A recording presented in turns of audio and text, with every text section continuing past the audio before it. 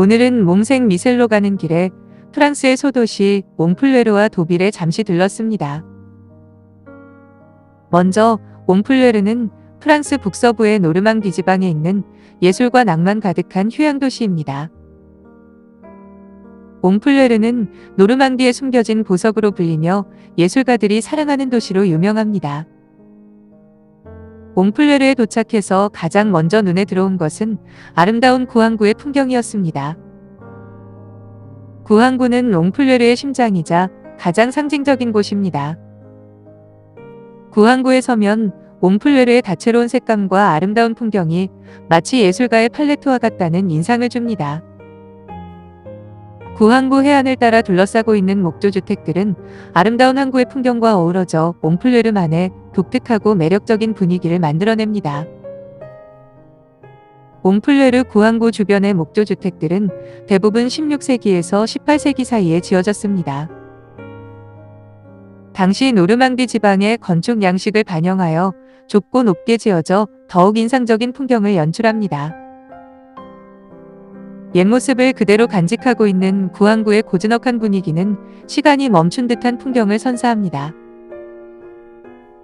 가장 눈에 띄는 특징은 목재를 골조로 사용했다는 점입니다. 목재 골조가 그대로 드러나면서도 다양한 충전재와 색상을 사용하여 매우 다채롭고 개성 있는 외관을 만들어냈습니다. 이렇게 만들어진 구항구의 목조주택들은 오랜 시간 동안 바람과 비, 햇빛을 맞으며 더욱 고풍스러운 멋을 보여주게 되었습니다. 이처럼 구항구의 목조주택은 독특한 건축 양식과 역사적인 가치에 아름다운 풍경까지 더해져 몽플레르의 상징이 되었습니다. 이 건물은 구항구 입구에 있는 리웨트낭스라고 불리는 유서 깊은 석조 건물입니다. 리웨트낭스는 14세기에 샤르로세 국왕에 의해 방어 목적으로 지어진 요새 건축물입니다. 몽플레르는 중세시대부터 좁은 해협을 사이에 두고 잉글랜드와 마주보고 있는 군사 요충지였습니다.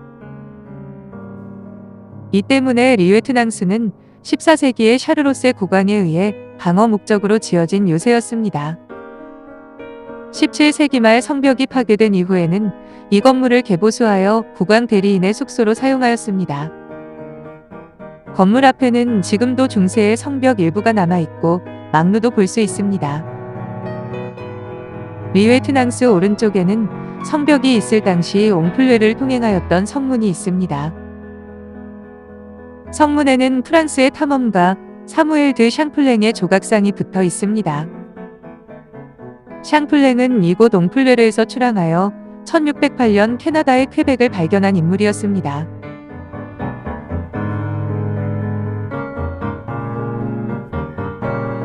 이 목조 건물은 몽플레르의 랜드마크, 생트 카트린 교회입니다. 이 교회는 프랑스에서 가장 크고 오래된 목조 교회로 독특한 건축 양식을 자랑합니다. 이 교회는 배를 짓는 조선공들이 지붕을 만들어서 그런지 마치 배 두 개를 뒤집어 놓은 듯한 형태를 하고 있습니다.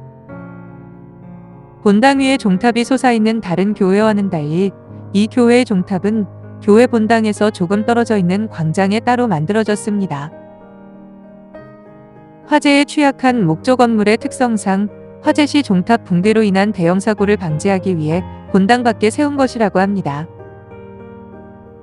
몽플레르는 15세기 영국과의 백년 전쟁 당시 약 31년간 영국에게 점령당했습니다.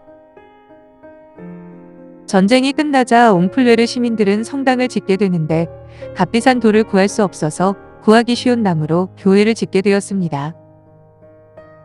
배를 건조하던 목수들은 도끼의 달인이라 불릴 정도로 숙련된 장인들이었습니다.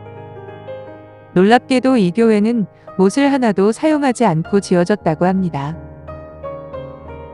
교회 내부의 성모 마리아와 예수상은 그물로 장식되어 있는데 이 또한 오직 생트 카트린 교회에서만 볼 수 있는 독특한 모습입니다. 15세기에 완성된 이 교회는 4세기 알렉산드리아의 성인이었던 카트린에게 헌정되었습니다.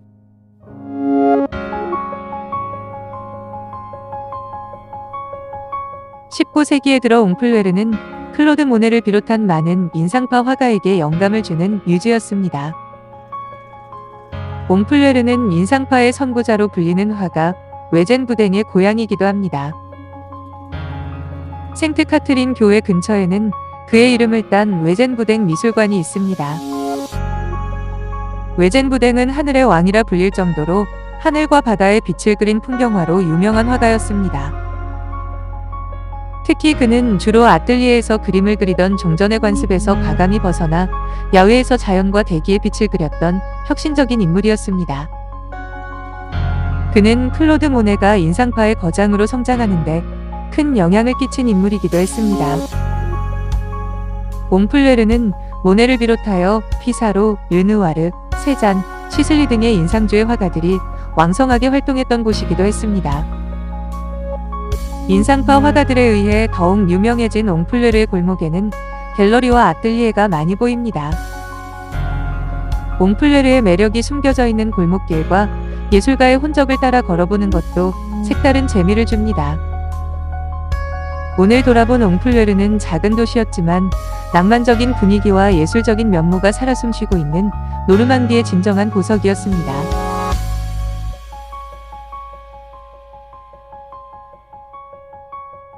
저는 발길을 돌려 인근의 또 다른 도시 도빌로 향합니다. 도빌은 옹플레르에서 서쪽으로 약 19km 정도 떨어져 있습니다. 도빌은 프랑스 노르망디 해안에 자리 잡은 우아함과 활기가 넘치는 매력적인 휴양 도시입니다. 1860년 이전까지 도빌은 작은 어촌 마을에 불과했습니다. 19세기 중반 나폴레옹 3세의 이복 형제인 샤를 드 모르니는 도빌의 잠재력을 알아보고 고급 휴양 도시로 개발하기 시작했습니다. 그 결과 19세기 후반부터 20세기 초반에 걸쳐 파리의 귀족과 부유층들이 도빌을 찾기 시작하면서 휴양지로서의 명성을 얻기 시작했습니다. 이후 도빌은 고급 빌라, 유명 호텔, 카지노, 경마장을 갖추면서 프랑스의 대표적인 해변 휴양지가 되었습니다. 제2차 세계대전 당시에는 독일군에 점령되기도 했으나 전쟁 후 다시 프랑스의 대표적인 휴양지로 빠르게 회복했습니다. 현재 도빌은 과거의 화려함과 현대적인 세련미가 조화롭게 어우러진 도시로 많은 관광객들에게 사랑받고 있습니다.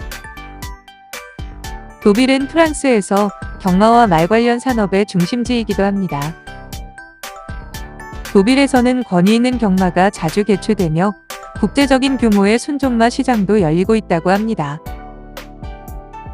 또 도빌은 영화의 도시로도 유명한데 매년 도빌 미국 영화제와 도빌 아시아 영화제가 개최되어 세계적인 영화인들과 팬들이 찾고 있습니다. 그래서일까요? 도빌 해변은 유명 영화인들의 이름이 새겨진 락커가 있는 것으로 유명합니다. 해변을 따라 유명 인사들의 이름이 새겨진 락커들이 길게 늘어서 있는 모습은 정말 인상적이었습니다. 이 락커들은 도빌시가 도빌 미국 영화제에 참여한 배우와 영화 제작자들에게 헌정한 것이라고 합니다. 도빌 해변을 거닐며 그들의 이름을 찾아보는 것도 특별한 재미를 줍니다.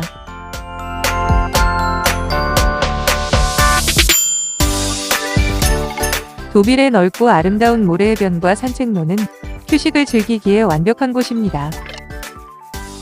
형형색색의 파라솔이 펼쳐진 백사장은 여름 도빌의 가장 큰 볼거리라고 하는데 아쉽게도 저는 봄철에 찾아가서 그런지 파라솔 해변은 볼 수 없었습니다. 대신 아이, 반려견, 연인과 함께 백사장을 산책하고 있는 사람들의 여유로운 모습을 볼 수 있었습니다. 예술가들의 팔레트 옹플레르와 유명 셀럽들의 휴양지 도빌과의 짧은 만남을 뒤로하고 저는 몽생미세를 향해 다시 길을 나섭니다.